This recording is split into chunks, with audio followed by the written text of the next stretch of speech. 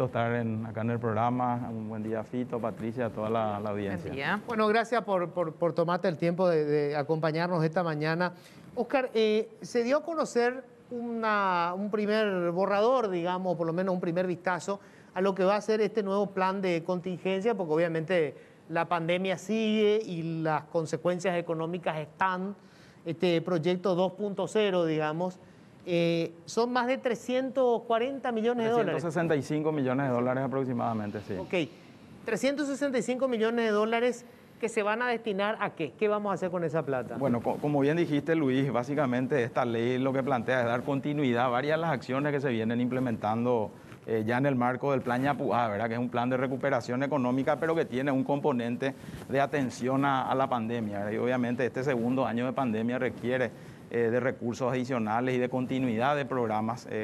Entonces esta ley plantea eso por un lado, y por el otro lado también asegurar el financiamiento del presupuesto, ¿verdad? Hay que entender que si bien la recaudación tributaria está teniendo una buena dinámica, obviamente eso no es suficiente para poder financiar varias de las acciones que ya están aprobadas en el presupuesto, ¿verdad? Entonces acá lo que se busca también es blindar los recursos, principalmente de los sectores prioritarios, ¿verdad? El presupuesto de salud, el presupuesto de programas sociales, etc. Entonces esas son los dos grandes ejes de esta ley, ¿verdad? A ver, acá hay una figura que yo creo que poca gente le prestó atención, pero hay unos 250 millones de dólares que vienen del Fondo Monetario Internacional bajo una figura que convierte eso básicamente en un crédito no reembolsable. O sea, es como una donación casi, no tenemos que devolver esa plata salvo un interés que creo que es del 0,5%. Es un aporte de capital, Luis, que hace el Fondo Monetario justamente atendiendo a esta coyuntura. Esos recursos no tienen que ser devueltos al Fondo Monetario, eso ya va a formar parte de un activo de cada país. Sí hay un costo, una comisión en el caso de que el país decida convertir ese activo en dólares o hacerlo líquido en alguna moneda, ¿verdad? Eso tiene una comisión de 0,5% anual. En el caso que el país decida hacer eso, en nuestro caso obviamente la idea de Paraguay es utilizar esos recursos, por lo tanto tenemos que hacerlo líquido, entonces seguramente vamos a correr con esos gastos de comisión, ¿verdad? No obstante, esta ley se financia de otra manera también, Luis, ¿verdad? Por un lado, como dijiste, el aporte de capital que va a ser el Fondo Monetario. Por otro lado, también dentro de la ley se plantean una serie de medidas de racionalización, refuerzan varias de las cuestiones que ya están vigentes en el presupuesto, en el decreto reglamentario y decisiones que tomó también el equipo económico en materia de limitaciones de aumentos salariales, nombramientos, contratos.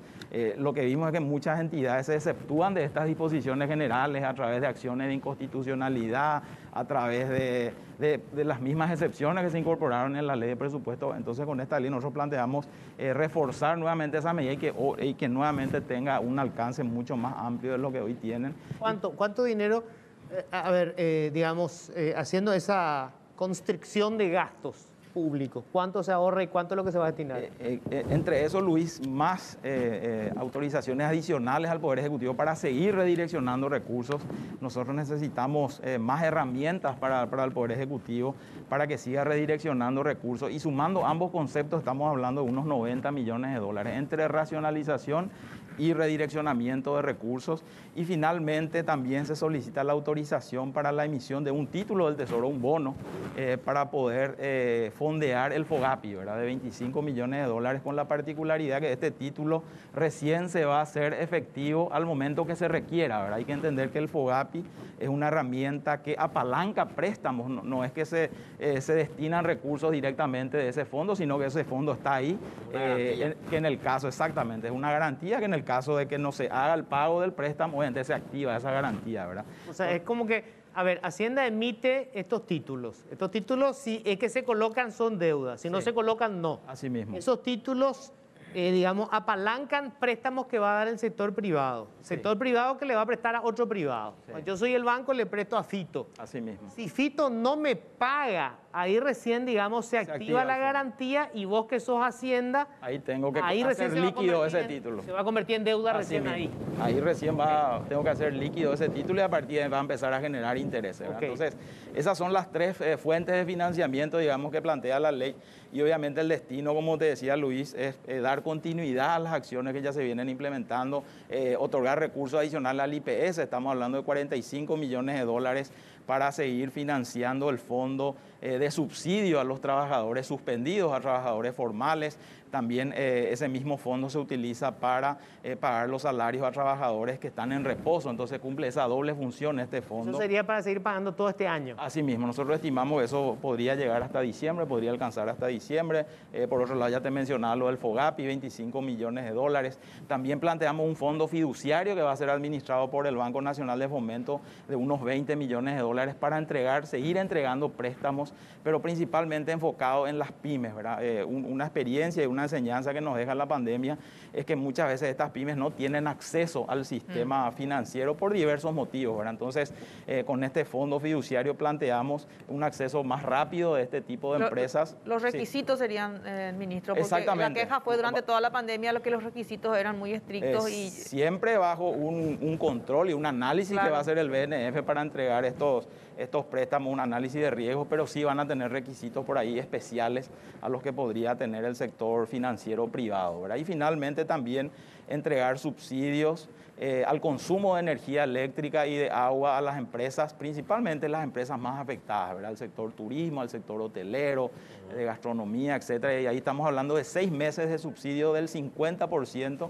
del consumo de energía eléctrica para estos sectores, lo cual ya se suma a varias de las medidas que venimos implementando, el tema del IVA del 50%, 50% del IVA de alquiler comercial, postergación del pago del aporte obrero también por todo este año para esos sectores, ¿verdad? Entonces, como decía, esta ley lo que hace es complementar varias de las medidas que ya están hoy implementadas. Nosotros habíamos tenido una charla en radio con el exministro de Hacienda, Manuel Ferreira, que planteaba una medida radical en cierta forma, que era un aporte de capital para las MIPYMES. Y bueno, si estos fondos de 250 millones de dólares del Fondo Monetario Internacional tienen esa mecánica y una tasa de interés muy baja del 0,5%, no existiría la posibilidad de ayudar a las pymes y MIPYMES sin préstamos, con un aporte de capital directamente.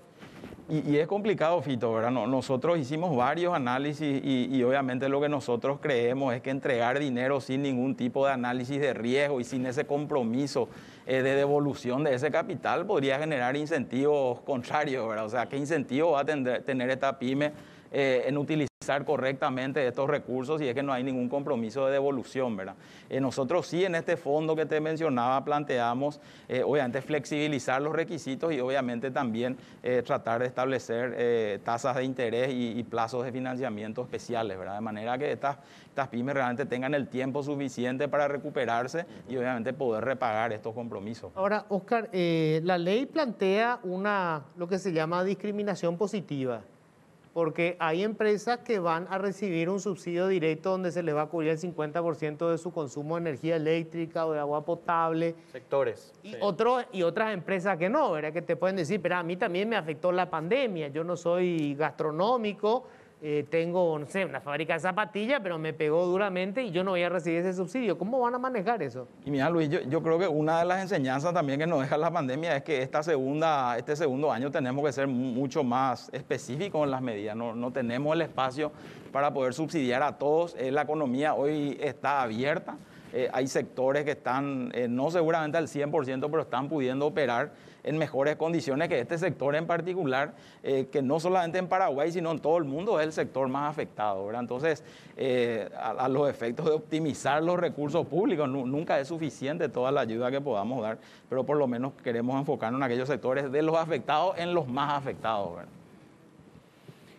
Con respecto a los subsidios, ¿ya no vamos a tener PTUBO y ese tipo de cosas o sí? Se deja también un espacio, Luis, por un lado, para ayudas también focalizadas y específicas a través de la CEN, la Secretaría de Emergencia Nacional, para entregas de kit de alimentos o inclusive también entrega de dinero, como lo hicieron el año pasado en su momento, cuando las fronteras con Brasil estuvieron cerradas. La CEN dio una ayuda económica a la ciudad del Este y principalmente a otras ciudades de Alto Paraná. También el caso de Caacupé, cuando se cancelaron las fiestas. Pero ya no tipo Pipibó, que digamos era generalizado, va a ser más focalizado. Ya no, Luis, ya no va a ser focalizado. La Secretaría de Emergencia Nacional. La Secretaría de Emergencia se deja también la autorización para que Hacienda pueda implementar, en el caso que existan saldos excedentes de la ley de frontera, ¿verdad? Nosotros estamos ya por iniciar el segundo pago, seguramente en la semana, y en base a los beneficiarios nosotros estimamos que podrían quedar recursos excedentes. Entonces se deja también eso dentro de esta propuesta de ley como una autorización para seguir utilizando esos saldos y seguir ayudando. Podría ser a estas ciudades de frontera, a los comerciantes y trabajadores, pero también el Ministerio de Hacienda pueda decidir otros sectores y ampliar también estas ayudas económicas, ¿verdad? Ahora, veo que hay un avance muy pobre, Oscar, en la reforma. Es decir, uno dice, bueno, ok, vamos a otra vez a asumir en algunos casos deuda. Si bien estos 25 millones de dólares, bien decís vos, se va a ejecutar en la medida en que sea necesario, pero es una posibilidad de aumentar la deuda. Y vamos a recibir estos 250 millones que nos caen del cielo en este momento, ¿verdad? Del Fondo Monetario. Entiendo que son los países más ricos que aportan al fondo y el fondo capitaliza, esta vez entregando, ¿cómo se llama eso? Derechos especiales de giro. Es un activo también del Fondo Monetario, que es una canasta de monedas. Y como te decía, si un país quiere hacerlo líquido en dólares o en euros, obviamente tiene que pagar una comisión por eso, ¿verdad? Ahora, se hace, entiendo, un ahorro en el sentido de lo que estabas diciendo, no aumento de salario, no, etcétera, etcétera. Después nos terminan perforando esto después con decisiones en el Parlamento o del Poder Judicial, o inclusive algunas instituciones dentro del propio Poder Ejecutivo. Pero los proyectos de reforma de fondo, que por ejemplo, el tema de las compras públicas, que es clave para poder recortar gastos innecesarios, no avanza. Mira, Luis, por un lado te puedo comentar desde el Ministerio de Hacienda y del Poder Ejecutivo el compromiso de acelerar este proceso de reforma, ¿verdad? Ya hemos presentado al Congreso hace unas semanas, ya creo que meses, la ley de compras públicas. La semana pasada estuvimos haciendo un proceso de socialización con las diversas comisiones, con los equipos técnicos de las distintas comisiones del Senado. El día de mañana vamos a estar reuniéndonos con la mesa directiva y estamos haciendo ese proceso de manera que pueda ser tratado lo antes posible en el Senado, ¿verdad? Por otro lado, hay una ley que mucho no se habla, Luis, que hemos presentado también a finales del año pasado. ¿La ley del servicio civil? No, también, ¿verdad? También, pero esa ley la hemos presentado a una comisión. El Congreso había creado una comisión especial de reforma, finalmente no tuvo la dinámica que nosotros esperábamos, entonces la vamos a presentar de la misma manera como lo hicimos con la ley de compras, ya directamente al Senado para que también pueda ser tratado lo antes posible. La ley de fortalecimiento fiscal, ¿verdad? Básicamente tiene dos componentes esta ley. Por un lado, algunas reformas a la ley de responsabilidad fiscal. Incorporamos algunas reglas nuevas, por ejemplo, topes a la deuda, que fue uno de los temas bastante cuestionados en esta pandemia. Entonces, dentro de esta ley nosotros ya establecemos específicamente un tope a la deuda que está relacionado también al resultado fiscal. Bajamos el crecimiento del gasto corriente. Inicialmente la ley hoy permite hasta 8% de crecimiento. Nosotros bajamos al 50%, bajamos a 4%. Pero por otro lado establece reglas de corto plazo, ¿verdad? Que nos van a asegurar esta convergencia que tanto se habla, de volver a la regla fiscal lo antes posible. Y ahí sí se establecen reglas mucho más duras, 0% de crecimiento de gasto corriente, prohibición de aumento, o sea, nuevamente todo lo relacionado al componente salarial y al crecimiento del gasto corriente. Entonces, esta ley lo que nos va a hacer es tratar de asegurar esa convergencia o tratar de anclar el gasto del Estado durante estos 3 o 4 años de convergencia, para que durante ese periodo ya puedan implementarse estas leyes, donde si bien hay expectativas también de eficiencia o de generar ahorros, obviamente eso va a tener su proceso, Luis. Vos sabés muy bien que el primer paso es la ley, pero después de la ley un tema no menos importante es la implementación y avanzar en todas las líneas que se plantean en cada una de estas leyes, ¿verdad? Entonces, en el corto plazo lo que nos va a asegurar congelar el gasto es esta ley de fortalecimiento fiscal, y sí en el mediano plazo ya estas leyes de reforma que planteamos de compras públicas, servicio civil, el de estructuras también ya estamos trabajando. Entonces, hay varias leyes que vamos a ir presentando este año que son igual de importantes. ¿Y de quién depende, ministro? ministro el tema de ir reduciendo las bonificaciones o estos beneficios extras que tienen los funcionarios, por lo menos para aquellos funcionarios que ganan por lo menos más de 10, no te estoy hablando de un funcionario que gana 2, 3, 4, 5 millones y tiene un beneficio, qué sé yo, de 1 millón por X motivo, ¿verdad? No hablo de esa gente que gana muy poco, pero de 10 millones para arriba y siguen teniendo bonificaciones extraordinarias realmente que, bueno, obviamente irrita a la población leer eso, ¿verdad? Mira, nosotros del Ministerio de Hacienda venimos ya hace años tratando de ir regulando este tipo de pagos. Se acordarán que anteriormente se hablaban de los doble aguinaldo, eso se suspendió, después se empezó a pagar estos subsidios familiares. Hoy solamente se permite un solo pago de un salario mínimo y antes eso no tenía tope, no tenía tampoco regularidad, había entidades que pagaban cada mes y pagaban el monto que ellos querían o que le permitía su presupuesto. Entonces se vinieron haciendo estas acciones de tratar de restringir el gasto. Nosotros apuntamos ya a la reforma, ¿verdad? En la ley del servicio civil ya se plantea un salario único para el funcionario de acuerdo al perfil, de acuerdo a la antigüedad, a la experiencia, a la responsabilidad que tenga y solamente ya se van a permitir gastos que están autorizados en el Código Laboral o gastos relacionados al cumplimiento de horarios adicionales, horarios extraordinarios, pero ya ningún otro tipo de pago, ¿verdad? Entonces, en el corto plazo se trató de regular, no es fácil este tema, Patricia, porque hay que entender que hay una multiplicidad de cuestiones que hay que evaluar. Algunas cuestiones se aplican solamente en el Poder Ejecutivo, hay otras entidades que se exceptúan del cumplimiento de este tipo de disposiciones. Por eso es que nosotros apuntamos a la reforma como una solución de fondo a esta situación, ¿verdad? ¿Cómo estamos como país en cuanto a cómo nos pegó la pandemia? Porque en la región hablamos siempre, decimos Paraguay es uno de los menos afectados. Pero ¿cómo estamos? ¿Cómo nos pegó la pandemia? Bueno, Fito, es indudable el impacto de la pandemia en Paraguay y en el mundo, ¿verdad? La pandemia afectó obviamente a la actividad económica, afectó al empleo, afectó a los ingresos de las personas y de las familias, pero si uno se ubica en un contexto mundial y regional, como bien dijiste, a nivel regional, Paraguay tuvo una caída en su actividad económica de 0,6% de su Producto Interno Bruto. Fue el país que menos cayó dentro de la región, mientras que en promedio la región cayó 7%, ¿verdad? Entonces, mirando estos indicadores, después uno mira también el indicador de pobreza, ¿verdad? Los últimos datos del Instituto Nacional de Estadística, si bien hay un crecimiento en la pobreza de 3 puntos, ese crecimiento hubiese sido el doble si es que no se implementaban las acciones que se implementaron, estos subsidios a trabajadores formales, trabajadores informales, etcétera.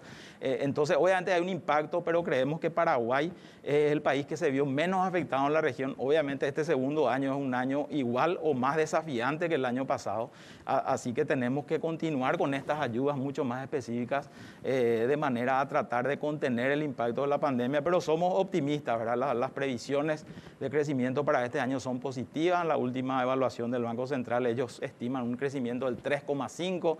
Si uno mira los indicadores mensuales, el indicador de actividad económica del Banco Central al mes de marzo ya tuvo números positivos. Si uno mira la recaudación, el IVA, etcétera. O sea, hay indicios de que esta recuperación se podría dar o se podría cumplir esta previsión, pero obviamente esta situación de incertidumbre por consecuencia del COVID, obviamente hay que estar expectantes y monitoreando de manera permanente para que se cumplan esas proyecciones, ¿no? Algunas cosas que pregunta la gente, el tema del gasto cero.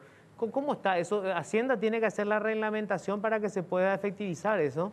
Eso se está trabajando con el Ministerio de Salud, ¿verdad? Básicamente, tanto la ley de gasto cero para las UTI, que ahora se amplió, digamos, también a las camas, es muy pesada la parte operativa, eso está a cargo del Ministerio de Salud.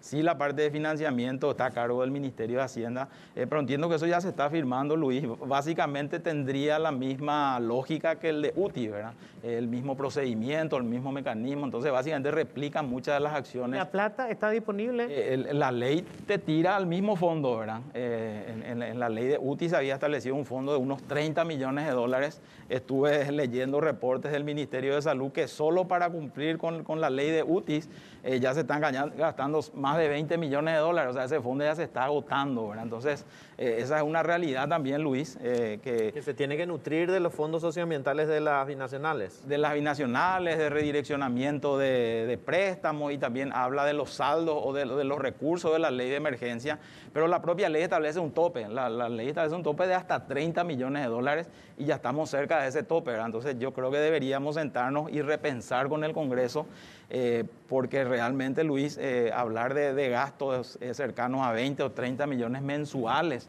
para cubrir este tipo de situaciones, yo creo que es insostenible, ¿verdad? Tendríamos que tratar de focalizar, en todo caso, la ayuda que pueda dar el Estado y, como decía, enfocarnos en aquella gente que realmente más necesita o no está en condiciones de poder pagar esto. Ahora, vos me decís, esta ley de gasto cero remite al mismo fondo que el de cubrir gastos de terapia intensiva, y eso era un fondo de 30 millones de las que solamente quedan 10 millones. Más o menos, Luis. Yo no manejo los datos porque más eso o menos maneja 10 el millones. Ministerio de Salud. Te di esos números en base a una información que leí que dio el Se Ministerio de acaba Salud. esa plata y ya no hay para cubrir. Así mismo, tendríamos que irnos al Congreso y ampliar el fondo o ampliar el alcance de la ley, ¿verdad? Pero la ley de gasto cero habla de los fondos sociales y medioambientales de Itaipú y Yacyretá. También, pero tiene un tope, Luis, como te digo, te remite a ese tope, ¿verdad? 30 millones. 30 millones Los de 30 dólares. millones adicionales a los 30 millones que había de UTI o el mismo. No, es el mismo. Yo entiendo que es el mismo Podemos fondo. hacer 5 leyes con un solo fondo. No tiene sentido. O sea, es ¿verdad? una ampliación nomás de lo de, lo de Claro, UTI. se amplía el alcance, ¿verdad? Se amplía el alcance de esa ley. Y se está agotando. O sea, Se está agotando, es un tema que ya levantamos nosotros en una de las últimas reuniones con Salud, y entiendo que en la semana también vamos a estar yendo al Congreso para ver cómo avanzar con esto, ¿verdad? O sea, van a tener que ir otra vez, necesitamos otra fuente de financiamiento para poder cubrir esto. Así mismo. Porque la gente va a empezar a Y notarse como aumentar el loca. tope, claro. Y va a aumentar el gasto, porque lo otro era solamente para terapia intensiva y ya Solamente se útil. cubrió 20 millones. Así mismo. Estos 10 millones se van a ir en semanas. Así mismo es, Luis. Es O un sea, esta va a ser tema- una cuestión urgente para la próxima semana ya. Sí. Esta semana que arranca, digo. Y la clave, como todo, es el financiamiento, ¿verdad? ¿Y hay plata disponible en algún lado ahora? Y no, Luis, estamos tratando de hacer, moviendo todo lo que se puede, estamos recurriendo a recursos de préstamos, redireccionando préstamos, pero eso tiene Esos fin. 30 millones de dólares eran los que iban a ser destinados a una obra en el Chaco, el puente bioceánico, si es que no estoy equivocado. Como digo, quisiera separar las cuestiones, ¿verdad? Por un lado, lo que decía Fito es un anuncio que había hecho el presidente de postergar justamente uno de los puentes que se iba a hacer con el Brasil. Pero por otro lado está la ley de UTIs, que establecía específicamente un tope de 30 millones y una serie de alternativas de financiamiento, ¿verdad? Sí, a lo que voy es, esos Sí. 30 millones de dólares ya están o no están, ya está esa plata. Está usando, sí. Quedan 10 millones. Es lo que ya no Quedan 10 queda. millones. Hace tiempo, independientemente de esta ley, las binacionales vienen aportando recursos al sistema de salud, ¿verdad? Sí, pero lo vienen Medicamentos, haciendo en etcétera. base a los planes que tienen las binacionales, de acuerdo con los A ministerios. solicitud de salud, ¿verdad? Sí. Entiendo que hay Y lo que una no sabemos hasta coordinación. ahora, ministro, es cuánta plata hay de fondos socioambientales. ¿Hay más plata o no hay más plata en Itaipú, en Yacyretá, para subir ese tope y que se pueda cubrir a más gente con la ley de gasto cero? Mira, yo puedo opinar en base a lo que mencionan los administradores de las binacionales, ¿verdad? Ellos en su momento habrían dicho que casi todos los recursos de los fondos socioambientales estaban comprometidos, ¿verdad? Lo que ellos están haciendo ahora es, creo que seleccionando aquellas cuestiones prioritarias, porque igualmente ellos financian acciones del Ministerio de Agricultura, financian obviamente a salud, también para la construcción de unidades de salud familiar. Sí, en su Entonces, momento financiaron a los músicos de Caguazú ellos y ese están tipo de haciendo ese cuestiones. ejercicio de ver qué cuestiones se pueden descomprometer para seguir destinando recursos al sistema de ¿Y salud. ustedes ¿verdad? tienen un informe de cuándo ellos tendrían un monto específico? No, Patricia, no. Porque si no. pasa el tiempo y todavía el no nos dicen. contacto lo hace directamente el Ministerio de Salud, Salud. en base a la ley que ya autoriza, digamos, ese relacionamiento directo entre salud y las binacionales, ¿verdad? Ah. Lo cierto es que nos estamos quedando sin fondos. Sí, sí, O sea, digamos, en los próximos 15 días podemos quedarnos sin recursos. así mismo. Sí. Sin que se haya implementado todavía gasto cero. No, a partir de ahora entra a regir el gasto Sí. cero, pero claro, si nos quedamos con, si se gastaban ya por lo menos 20 millones para terapia intensiva, le suman los gastos cero y esto se nos acaba en 2 semanas. Y o lo del menos. FMI todavía no tiene nada que ver con esto, ¿verdad? No. No, eso es Entonces, para independiente. aclarar, porque la gente Eso dice, es ¿qué pasa con lo del independiente, eso FMI? Que es independiente. una cooperación, una donación. Es importante también, Luis, mencionar que antes de esta ley de UTI, el Ministerio de Salud estaba cubriendo ya los gastos de internación de las personas que eran derivadas al sector privado. Y eso tiene otro financiamiento, ¿verdad? Ah. Como te decía, yo me refería al número que había dado gente del Ministerio de Salud, que era, no sé, 160.000 millones o 190.000 millones que ya se estaban utilizando para cubrir los gastos de terapia, ¿verdad? Entonces, habría que ver ahí y hacer el ejercicio de cuánto se puede seguir financiando por la otra vía, que no es la ley de UTI, y cuánto realmente queda de saldo en la ley de UTI, ¿verdad? ¿Cuánto le queda al Ministerio de Salud del crédito original? Bueno, ahí está la eterna discusión, Luis, entre disponibilidad y el compromiso, ¿verdad? Si vos me preguntás a mí, yo le pregunto al director de Tesoro, ¿cuánto dinero hay en la cuenta del Ministerio de Salud en el Banco Central? Nosotros vemos que hay cerca de 200 millones de dólares, ¿verdad? Pero por otro lado, yo le pregunto al ministro de Salud y me dice, no, esos 200 millones de dólares ya están comprometidos para todas estas acciones, ¿verdad? Entonces, en el entendimiento de lo que dice el ministro de Salud, no existen ya recursos disponibles para nuevos compromisos. Asignado, tengo que comprar medicamentos a lo largo del año y esto Así ya está. mismo, o pagar estos más de 10.000 personas de personal de blanco que se incorporaron en esta pandemia. Eso también se financia con estos recursos. La compra de vacuna está todo garantizado. Una parte, Luis, nosotros en principio habíamos destinado 45 millones de dólares que inicialmente eran para el mecanismo COVAX, pero eso obviamente se está utilizando ya para adelantos de otros convenios. Adicionalmente se suman unos 30 millones de dólares de la donación de Taiwán, que también fue redireccionada para la compra de vacunas, pero en base a las proyecciones que tiene Salud posiblemente necesitemos recursos adicionales, ¿verdad? ¿Cuánto? Y eso todavía no tenemos certeza, Luis, todavía no tenemos certeza. Mucho va a depender de la dinámica que tenga la remisión o la llegada de las vacunas a nuestro país, ¿verdad? Ministro, te agradezco mucho. No, por favor, Luis, como siempre, un gusto estar con usted y compartir con toda la audiencia estos temas tan importantes realmente para todos, ¿verdad? Realmente. Bueno, nosotros tenemos que hacer una breve pausa.